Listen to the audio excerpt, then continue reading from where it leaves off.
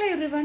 നിങ്ങൾക്ക് ആർക്കെങ്കിലും ഈ നഖം കടിക്കുന്ന ശീലമുണ്ടോ? അതോ നിങ്ങൾ ആർക്കെങ്കിലും ഈ നഖം കടിക്കുന്ന ശീലം കണ്ടിട്ടുണ്ടോ? ഈ ഒരു ശീലം മാത്രമല്ല കേട്ടോ, പറഞ്ഞാൽ ചൂയിങ്ങും എക്സസീവായിട്ട് ചവച്ചുകൊണ്ടിരിക്കുക, ഓവർ ഈറ്റിംഗ് ചെയ്യുക, ഇങ്ങനെയൊക്കെ ഉള്ള ഓരോരോ ബിഹേവിയേഴ്സ്. ഇതിൻ്റെയൊക്കെ റീസൺ എന്താണെന്ന് നമുക്ക് മനഃശാസ്ത്രപരമായി നോക്കുവാണെങ്കിൽ സിഗ്മണ്ട് ഫ്രോയിഡ് എന്ന് പറഞ്ഞ സൈക്കോളജിസ്റ്റ് ഇതിനൊക്കെ ഒരു എക്സ്പ്ലനേഷൻ തന്നിട്ടുണ്ട്. ഇത് അക്സെപ്റ്റ് ചെയ്യുന്നവരും അക്സെപ്റ്റ് ചെയ്യാത്തവരും ഉണ്ട്. അപ്പോൾ സിഗ്മണ്ട് ഫ്രോയിഡ് നമ്മുടെ ഡെവലപ്മെന്റൽ സ്റ്റേജസിനെ 5 സ്റ്റേജസ് ആയിട്ട് തിരിച്ചിട്ടുണ്ട്. അതിൽ ഫസ്റ്റ് സ്റ്റേജ് എന്ന് പറയുന്നതാണ് 0 to 18 months ഓറൽ സ്റ്റേജ്. ഈ ഓറൽ സ്റ്റേജിൽ നമുക്കറിയാം, നമ്മളൊരു കുട്ടിയായിരിക്കുമ്പോൾ അല്ലെങ്കിൽ ഒരു കുഞ്ഞുവാവയായിരിക്കുമ്പം നമ്മുടെ മെയിൻ പ്ലഷർ സോൺ എന്ന് പറയുന്നത് നമ്മുടെ മൗത്താണ്. അതായത് കുട്ടി എപ്പോഴും പാല് കുടിച്ചുകൊണ്ടിരിക്കുക, അല്ലെങ്കിൽ എന്തെങ്കിലും സക്ക് ചെയ്തുകൊണ്ടിരിക്കുക, ബൈറ്റ് ചെയ്തുകൊണ്ടിരിക്കുക, ഇതൊക്കെയാണ് കുട്ടി ചെയ്തുകൊണ്ടിരിക്കുക. അപ്പോൾ ഈ ഒരു സ്റ്റേജസിൽ ഉള്ള ഒരു ഫിക്സേഷൻ എന്ന് പറയുമ്പം ഈ ഒരു സ്റ്റേജ് നല്ല രീതിയിൽ കടന്നു പോയില്ലെങ്കിൽ, അതായത് ഓവർ ആയിട്ടുള്ള എക്സസീവ് ആയിട്ടുള്ള ഈ ഒരു ബ്രസ്റ്റ് ഫീഡിങ് അല്ലെങ്കിൽ തീരെ കുറവായിട്ട് നടന്നിട്ടുണ്ടെങ്കിലും ഈ ഒരു സ്റ്റേജിൽ ഫിക്സേഷൻ സംഭവിക്കാം. ഈ ഒരു ഫിക്സേഷന്റെ കാരണം മൂലമാണ് അഡൽട്ട്ഹുഡ് എത്തിയിട്ടുണ്ടെങ്കിലും നമുക്ക് ഈ പറഞ്ഞ പോലെ പിന്നെയും നഖം കടിക്കാനും ഓവറായിട്ട് ഈറ്റ് ചെയ്യാനും പിന്നെ എക്സസീവ് ടോക്കിംഗ് വരെ ഈ ഒരു ഓറൽ സ്റ്റേജിന്റെ ഫിക്സേഷൻ ആയിട്ട് കണക്കാക്കുന്നുണ്ട്. അപ്പോൾ ഇതിനൊക്കെ എന്ത് ചെയ്യാൻ പറ്റുമെന്ന് ചോദിച്ചിട്ടുണ്ടെങ്കിൽ ഇതിന്റെ റെമഡീസ് നമുക്ക് ചെയ്യാൻ പറ്റും. നമുക്ക് ഈ ഏങ്കർ ഇഷ്യൂസ് ഒക്കെ കൺട്രോൾ ചെയ്യുന്ന പോലെ നമുക്കുള്ള സ്ട്രെസ് ബോൾസ് ഒക്കെ യൂസ് ചെയ്തിട്ട് നമ്മുടെ ആ ഒരു ടെൻഡൻസി നഖം കടിക്കാൻ കൈവായിലേക്ക് കൊണ്ടുപോകണമല്ലോ, ആ ഒരു ടെൻഡൻസി നമുക്ക് കുറയ്ക്കാം. അല്ലെങ്കിൽ അതിന്റെ എക്സ്ട്രീം സ്റ്റേജസിൽ പറയുകയാണെങ്കിൽ CBT, അതായത് ബിഹേവിയർ തെറാപ്പീസ് വരെ അവൈലബിൾ ആണ്. പിന്നെ മൈൻഡ്ഫുൾ ആയിട്ടുള്ള ഈറ്റിംഗ് നടത്തുക, അങ്ങനെ നമുക്ക് ഈറ്റിംഗ് ഡിസോർഡേഴ്സ് ഒക്കെ കൺട്രോൾ ചെയ്യാൻ പറ്റും. അടുത്ത സ്റ്റേജ് എന്ന് പറയുന്നത് ഏനൽ സ്റ്റേജ് ആണ്. അതായത് ഈ 18 months തൊട്ട് 3 years വരെയുള്ള സ്റ്റേജിനെയാണ് ഏനൽ സ്റ്റേജ് എന്ന് പറയുന്നത്. ഏനൽ സ്റ്റേജ് എന്ന് പറയുമ്പോൾ നമ്മുടെ പേര് കേൾക്കുന്ന പോലെ തന്നെ ആ ഒരു സ്റ്റേജിലാണ് കുട്ടി നമ്മുടെ ടോയ്ലറ്റ് ട്രെയിനിങ്ങും പോട്ടിയൊക്കെ യൂസ് ചെയ്യാൻ പഠിക്കുന്ന ഒരു സ്റ്റേജ് എന്ന് പറയുന്നത്. ഈ ഒരു സ്റ്റേജിൽ പാരന്റ്സിന് വലിയ റോൾ ഉണ്ടെന്നാണ് പറയുന്നത്. അതായത് ഈ ഒരു സ്റ്റേജിൽ സ്ട്രിക്റ്റ് പാരന്റിങ് ആണെങ്കിൽ, സ്ട്രിക്റ്റ് പാരന്റിംഗ് എന്ന് പറയുമ്പോൾ നമുക്ക് പോട്ടിയിൽ തന്നെയാണ് ഈ ഒരു കാര്യം സാധിക്കാൻ പറ്റുള്ളൂ. അല്ലെങ്കിൽ അല്ലാണ്ട് വരുമ്പോൾ കുട്ടീനെ വളരെയധികം ചീത്ത പറയുക, അങ്ങനെയൊക്കെ ഉള്ള ഒരു പാരന്റിങ്, അല്ലെങ്കിൽ വളരെയധികം ലൂസായിട്ട് വിടുന്ന പാരന്റിങ് ആണെങ്കിൽ, അതായത് ഈ ഒരു കാര്യത്തിലൊന്നും വലിയൊരു കെയർലെസ്നെസ് ഒന്നും കൊടുക്കാത്ത പാരന്റ്സ് ആണെങ്കിലും ഈ ഒരു പാരന്റിങ് ആണെങ്കിലും ഈ ഒരു സ്റ്റേജിൽ നമുക്ക് ഫിക്സേഷൻ സംഭവിക്കാം. അങ്ങനെ ഭയങ്കര സ്ട്രിക്റ്റ് ആയിട്ടുള്ള പാരന്റിങ് നടന്ന കുട്ടികളിൽ അവർ വലുതാകുമ്പം ആ കുട്ടികൾ നല്ല രീതിയിലുള്ള ഭയങ്കര ഓർഗനൈസ്ഡ് ആയിട്ടുള്ള ഭയങ്കര എക്സ്ട്രീംലി പങ്ക്ച്വൽ, അതുപോലെ ഓവർ ക്ലെൻലിനെസ് ഒക്കെ വരാനുള്ള ചാൻസസ് വളരെ കൂടുതലാണ്. പെർഫെക്ഷനിസം ഒക്കെ വരാനുള്ള ചാൻസസ് ഉണ്ട്. അപ്പം നമുക്കറിയാം, ഓവർ പെർഫെക്ഷനിസ്റ്റ് ആയിട്ടുണ്ടെങ്കിലും അതും നമുക്ക് ബുദ്ധിമുട്ടാണ്. അപ്പം ഇതുപോലെയുള്ള പ്രശ്നങ്ങൾ ഓവർ സ്ട്രിക്ട്നെസ് കാണിച്ച പാരൻസിൻ്റെ ഇടയിൽ വരാം. അതല്ല, നമ്മൾ വളരെയധികം ലൂസായിട്ട് വിട്ട ഒരു പാരന്റിങ് ആണ് ഈ ഒരു പോട്ടി ട്രെയിനിങ്ങിൻ്റെ ഒക്കെ സമയത്ത് നടന്നതെങ്കിൽ ആ കുട്ടി വളർന്നു വരുമ്പോൾ വളരെയധികം മെസ്സി ആയിട്ടുള്ളൊരു കുട്ടിയാവാൻ, അതായത് ഈ പറഞ്ഞ പോലെ ക്ലെൻലിനെസ് ഒക്കെ കുറവായിരിക്കാം, ഡിസ്ഓർഗനൈസ്ഡ് ആവാനുള്ള പോസിബിലിറ്റീസ് കൂടുതലാണ്.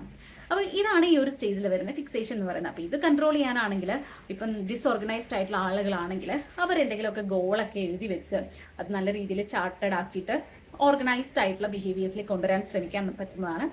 അതല്ലെങ്കിൽ ഈ വളരെയധികം പെർഫെക്ഷനിസം ഉള്ളവർക്കൊക്കെ ആണെങ്കിൽ ഒത്തിരി തെറാപ്പീസ് വരെ അവൈലബിൾ ആണ്. ചിലർക്ക് നമ്മുടെ ഈ ഒരു സ്ട്രിക്ട്നെസ് അത് അവരുടെ ആ റൂട്ട്സ് നമ്മുടെ ചൈൽഡ്ഹുഡിലോട്ട് പോകുമ്പോൾ നമുക്കൊരു സാധാരണ രീതിയിലുള്ള ഓർഗനൈസേഷൻ കൊണ്ടൊന്നും ചിലപ്പം ശരിയാക്കാൻ പറ്റിയില്ലെങ്കിൽ ഈ പറഞ്ഞ പോലുള്ള തെറാപ്പികളിലൊക്കെ പോകുന്നത് നല്ലതാണ്. നെക്സ്റ്റ് സ്റ്റേജ് എന്ന് പറയുന്നത് ഫാലിക് സ്റ്റേജ് ആണ്. അതായത് 3 to 6 years വരെയാണ് ഫാലിക് സ്റ്റേജ്. ഈ ഒരു സ്റ്റേജിൽ ആ ഒരു കുട്ടി നമ്മുടെ ജെൻഡർ റോൾസ് ഒക്കെ അറിഞ്ഞു വരുന്ന ഒരു പ്രായമാണ്. അതായത് സ്വന്തം ബോഡീനെ പറ്റി, സ്വന്തം ബോഡിയിലെ പാർട്സിനെ പറ്റിയും അതിൻ്റെ ഫീച്ചേഴ്സിനെ പറ്റിയും അതെന്തിനാണ് യൂസ് ചെയ്യുന്നത് എന്നുള്ള കാര്യങ്ങളെ പറ്റി ഒരു സമയത്താണ് നമ്മൾ കേട്ടിട്ടുണ്ടാവും അല്ലേ, Oedipus complex, Electra complex. Oedipus complex എന്ന് പറയുമ്പം ഒരു ആൺകുട്ടിക്ക് അമ്മയോട് കൂടുതലായുള്ള ഒരു അട്രാക്ഷൻ വരികയും അതുപോലെ ഒരു പെൺകുട്ടിക്ക് അച്ഛനോട് കൂടുതലായുള്ള അട്രാക്ഷൻ വരികയും, അതുപോലെ ഇപ്പം ആൺകുട്ടിയുടെ കേസ് എടുത്തിട്ടുണ്ടെങ്കിൽ ചിലപ്പം അറ്റ് എക്സ്ട്രീം സ്റ്റേജിൽ അവൻ്റെ അച്ഛനെ തന്നെ അവൻ്റെ റിവലായിട്ട് കാണാം. അതാണ് ഈഡിപ്പസ് കോംപ്ലക്സ്, ഇലക്ട്ര കോംപ്ലക്സ് എന്ന് പറയുന്നത്. അപ്പോൾ ഈ ഒരു സ്റ്റേജ് നല്ല രീതിയിൽ കടന്നു പോയില്ലെങ്കിൽ, ഫിക്സേഷൻസ് സംഭവിച്ചാൽ, ഓവർ എക്സ്ട്രീം ആയിട്ടുള്ള ഈഡിപ്പസ് കോംപ്ലക്സ് അല്ലെങ്കിൽ ഇലക്ട്ര കോംപ്ലക്സ് ഇങ്ങനത്തെ പ്രശ്നങ്ങളൊക്കെ വന്നിട്ടുണ്ടെങ്കിൽ ആ കുട്ടി വളർന്നു വരുമ്പോൾ ഒത്തിരി തരത്തിലുള്ള ബിഹേവിയേഴ്സ് വരാനുള്ള സാധ്യതയുണ്ട്. അതിലൊന്നാണ് നാർസിസ്റ്റിക് ബിഹേവിയർ. അപ്പോൾ നാർസിസ്റ്റിക് ബിഹേവിയർ ആയിട്ടുള്ള ആൾക്കാരുടെ പ്രത്യേകത എന്ന് പറയുമ്പോൾ അവർ ഭയങ്കര സെൽഫ് സെൻറ്റേർഡ് ആയിരിക്കും. അതായത് എവിടെ ചെന്നാലും അവർക്ക് സെൻറ്റർ ഓഫ് അട്രാക്ഷൻ ആയിരിക്കണം, എല്ലാവരും എന്നെ റിലേറ്റ് ചെയ്തിരിക്കണം, ഞാനായിരിക്കണം സെൻറ്റർ ഓഫ് അട്രാക്ഷൻ, അങ്ങനെയുള്ള ഒരു ബിഹേവിയർ വരാനുള്ള ചാൻസ് ഉണ്ട്. സെക്കൻഡ് വൺ എന്ന് പറയുന്നത് കോമ്പറ്റിറ്റീവ്നെസ് ആണ്. അതായത് എന്തൊക്കെ വന്നിട്ടുണ്ടെങ്കിലും എനിക്ക് ബാക്കിയുള്ളവരെക്കാൾ ഔട്ട് സ്മാർട്ട് ചെയ്യണം, എന്ത് സംഭവിച്ചിട്ടുണ്ടെങ്കിലും ഞാൻ തന്നെ വിൻ ചെയ്യണം, ഇങ്ങനെയുള്ള ക്യാരക്ടേഴ്സ് ഉള്ള ആൾക്കാരെ അല്ലെങ്കിൽ ഇങ്ങനെയുള്ള ബിഹേവിയേഴ്സ് ഒക്കെ നമ്മൾ നമ്മുടെ ചുറ്റും കണ്ടിട്ടുണ്ടാവും അല്ലേ.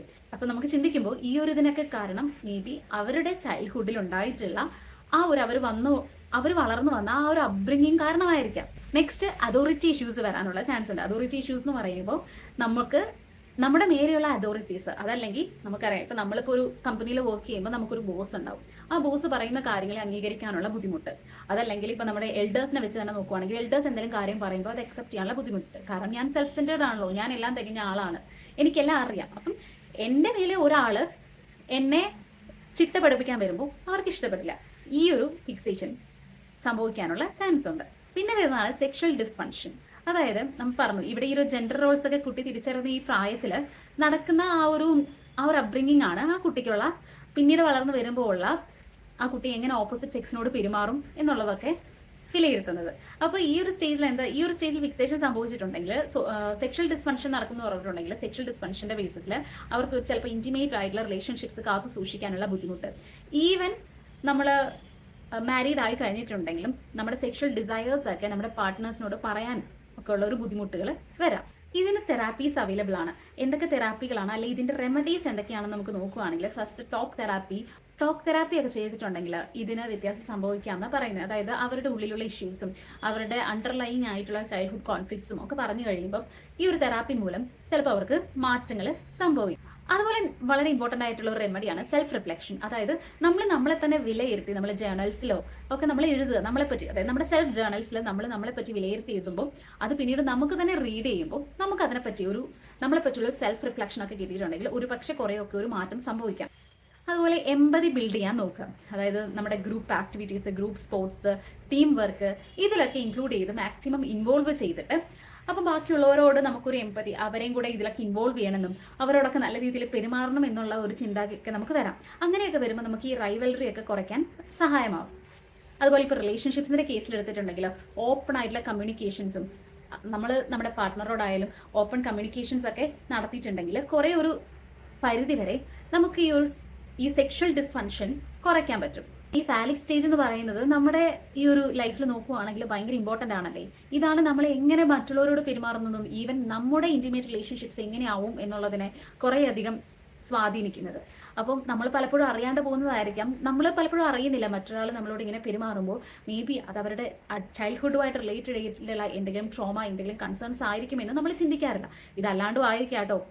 അപ്പോൾ ഇതൊക്കെ ട്രീറ്റ് ചെയ്ത് ഇതിനൊക്കെ നല്ല തെറാപ്പി അല്ലെങ്കിൽ എപ്പോഴും അവരുടെ കൂടെ സപ്പോർട്ടൊക്കെ ചെയ്ത് ഓപ്പൺ കമ്മ്യൂണിക്കേഷനൊക്കെ ചെയ്തിട്ടുണ്ടെങ്കിൽ ഈ ഒരു സ്റ്റേജിൽ നടന്ന ഫിക്സേഷൻസും അഡൽട്ട്ഹുഡിൽ മാറ്റാൻ പറ്റുന്നതാണ്. നെക്സ്റ്റ് സ്റ്റേജ് എന്ന് പറയുന്നത് ലാറ്റൻസി സ്റ്റേജ് ആണ്. അതായത് 6 years തൊട്ട് ഒരു കുട്ടി പ്യൂബർട്ടി ആവുന്ന വരെയുള്ള സ്റ്റേജാണ് ലേറ്റൻസി സ്റ്റേജ്. ഈ സ്റ്റേജിൽ നമ്മുടെ സെക്ഷൽ ഡിസയേഴ്സ് ഒക്കെ കൂടുതലും റിപ്രസ്ഡ് ആയിരിക്കും. ഈ ഒരു സമയത്ത് കൂടുതലും ഇൻട്രാക്ഷൻ ആയിരിക്കും, സോഷ്യൽ ഇൻട്രാക്ഷൻ, നമ്മുടെ പിയേഴ്സുമായിട്ട് ഇൻട്രാക്ഷൻ, അതായത് കൂടുതലായിട്ടും സമൂഹത്തോട് ഇടപെടുന്ന ഒരു കാലഘട്ടമായിരിക്കും ഇത്. അപ്പം ഈ ഒരു കാലഘട്ടത്തിൽ നമുക്കറിയാം കുട്ടി കൂടുതലും സോഷ്യബിൾ ആയിരിക്കും, പാരൻസിനോടും അതുപോലെ പുറമെയുള്ള സൊസൈറ്റിനോടും സ്കൂൾസിലും പിയേഴ്സിനോടും ഒക്കെ ഇന്ററാക്ട് ചെയ്യുന്ന ഒരു കാലഘട്ടം. ഈ ഒരു കാലഘട്ടത്തിൽ ഫിക്സേഷൻ സംഭവിച്ചാൽ എന്തൊക്കെയാണ് സംഭവിക്കുക നമുക്ക് നോക്കാം. ഈ ഒരു സ്റ്റേജിൽ കുട്ടികൾക്ക് ഇപ്പം ഈ പറഞ്ഞ പോലെ മറ്റു കുട്ടികളുമായിട്ട് നല്ല രീതിയിലുള്ള ഫ്രണ്ട്ഷിപ്സ് ഉണ്ടാക്കാൻ പറ്റാതായി പോവുക, അതായത് ലോൺലി ആയി പോകുന്ന കുട്ടികൾ പിന്നീട് ലേറ്റർ അഡൽട്ട്ഹുഡ് ആകുമ്പോഴും നമുക്ക് സോഷ്യൽ ഇന്ററാക്ഷൻസിലും അതുപോലെ ഒരു പബ്ലിക് ഗ്യാതറിംഗിലൊക്കെ വരുമ്പം awkwardness ഫീൽ ചെയ്യാം, ലോൺലി ഒക്കെ ഫീൽ ചെയ്ത് അങ്ങനെ ഇൻട്രോവേർട്ടായി മാറാനുള്ള ചാൻസസ് വളരെ കൂടുതലാണ്.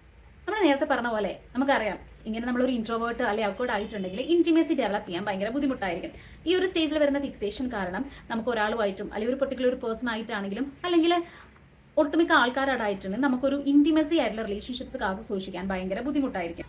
അതുപോലെ ഈ സ്റ്റേജിൽ കൂടുതലും ഡെവലപ്മെന്റും സ്കിൽസൊക്കെ ഡെവലപ്പ് ചെയ്യുന്ന ഒരു സാഹചര്യം ആയതുകൊണ്ട് നമുക്ക് പെർഫെക്ഷനിസം വരാനുള്ള ചാൻസും ഉണ്ട്. അതായത് എല്ലാത്തിനും ഞാൻ എന്നതായിരിക്കണം, നമ്മൾ മുന്നേ പറഞ്ഞ പോലെ തന്നെ ഞാൻ തന്നെ ആയിരിക്കണം എല്ലാത്തിനും ജയിക്കേണ്ടത്, ഞാനാണ് പെർഫെക്റ്റ് എന്നുള്ള ആ ഒരു ഫിക്സേഷൻ വരാനുള്ള ചാൻസസും ഈ സ്റ്റേജിൽ കൂടുതലാണ്.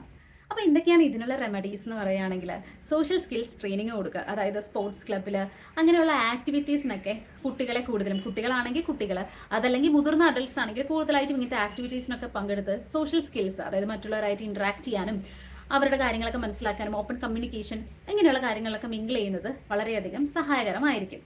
പിന്നെ നെക്സ്റ്റ് സ്റ്റേജ് നമുക്കറിയാം, നെക്സ്റ്റ് സ്റ്റെപ്പ് തെറാപ്പി ചെയ്യാം. ഇൻഡിവിജ്വൽ തെറാപ്പി അല്ലെങ്കിൽ ഗ്രൂപ്പ് തെറാപ്പി ഒക്കെ അവൈലബിൾ ആണ്. അപ്പോൾ ഗ്രൂപ്പ് തെറാപ്പിയിലൊക്കെ പോകുമ്പോൾ നമുക്ക് എന്താ വെച്ചാൽ നമ്മളെപ്പോലെ തന്നെ ബുദ്ധിമുട്ട് അനുഭവിക്കുന്ന ആൾക്കാരുണ്ടാവും. ഈ പറഞ്ഞ പോലെ സോഷ്യൽ ഇൻട്രാക്ട് ചെയ്യാനൊക്കെ ബുദ്ധിമുട്ടുള്ള ആൾക്കാരെടുത്ത് നമ്മുടെ സെയിം ഫീലിംഗ്സിലെ ആൾക്കാരെടുത്ത് നമുക്ക് തുറന്ന് സംസാരിക്കുമ്പോൾ നമുക്ക് വളരെയധികം റിലീഫ് കിട്ടും. അതല്ലെങ്കിൽ ഇൻഡിവിജ്വൽ തെറാപ്പീസും അവൈലബിൾ ആണ്. അപ്പോൾ ഇങ്ങനെയൊക്കെയുള്ള ആൾക്കാർക്ക് ഇങ്ങനെയുള്ള തെറാപ്പീസ് ഒക്കെ സ്വീകരിക്കാവുന്നതാണ്. അതുപോലെ ഈ ലോ ഓഫ് സെൽഫ് എസ്റ്റീം ഉള്ള കുട്ടികളാണെങ്കിൽ, അതായത് നമുക്ക് വളർന്നു വരുമ്പോൾ തന്നെ അറിയാമല്ലേ, ചില കുട്ടികളെ എപ്പോഴും സൈലന്റ് ആയിട്ടിരിക്കുക, എന്നെ കൊണ്ടൊന്നിനും കൊള്ളത്തില്ല, എനിക്കൊന്നും അറിയില്ല, ഇങ്ങനെയൊക്കെയുള്ള ആ ഒരു ഉള്ള കുട്ടികളെ പാരൻസും അതുപോലെ കെയർ ഗീവേഴ്സും അവർക്ക് നല്ല മോട്ടിവേഷനൊക്കെ കൊടുത്ത്, അതായത് അവരുടെ ഏരിയാസ് ഓഫ് ഇൻട്രസ്റ്റ്, ഇതൊക്കെ ഒരു ഏരിയയിലും ഇൻട്രസ്റ്റ് ഇല്ലാത്ത ഒരു കുട്ടി ഉണ്ടാവത്തില്ല, അത് നമ്മൾ തിരിച്ചറിയാൻ പറ്റാതെ പോകുന്നു എന്നുള്ളൊരു പ്രശ്നമേ ഉള്ളൂ. അപ്പോൾ അവരുടെ ഏരിയാസ് ഓഫ് ഇൻട്രസ്റ്റ് കണ്ടുപിടിച്ച് ഹോബീസ് ഒക്കെ കണ്ടുപിടിച്ച് അവരെ പുഷ് ചെയ്യുക, അവർക്ക് നല്ല സ്കഫോൾഡിംഗ് ഒക്കെ കൊടുക്കുക, അങ്ങനെയൊക്കെ അവരെ നമുക്ക് ഉയർത്തിക്കൊണ്ടുവരാൻ പറ്റും. പിന്നെ ഒരു റെമഡിയാണ് മൈൻഡ്ഫുൾനെസ്. മൈൻഡ്ഫുൾനെസ് എന്ന് പറയുമ്പോൾ നമ്മുടെ സ്ട്രെസ്സും ആങ്സൈറ്റിയും ഒക്കെ കുറയ്ക്കാൻ സഹായിക്കുന്ന ഒന്നാണ് മൈൻഡ്ഫുൾനെസ്. അപ്പോൾ ഇന്നൊക്കെ ഒത്തിരി പ്രചാരത്തിൽ വരുന്ന ഒരു ടെക്നിക്കാണ് മൈൻഡ്ഫുൾനെസ് ടെക്നിക്ക്. അപ്പം നമുക്ക് കുട്ടികളായാലും അതുപോലെ അഡൾട്ട് ആയിട്ടുണ്ടെങ്കിലും ഈ മൈൻഡ്ഫുൾനെസ് ടെക്നിക്കൊക്കെ അറിഞ്ഞിരിക്കുന്നതും അത് ശീലിക്കുന്നതും നമ്മുടെ സ്ട്രെസ്സും അങ്ങനത്തെ ആങ്സൈറ്റി ഒക്കെ റിലീഫ് ചെയ്യാനും മറ്റുള്ളവരുമായിട്ട് നന്നായിട്ട് ഇടപെടാനും ഒക്കെ സഹായിക്കുന്നതായിരിക്കും.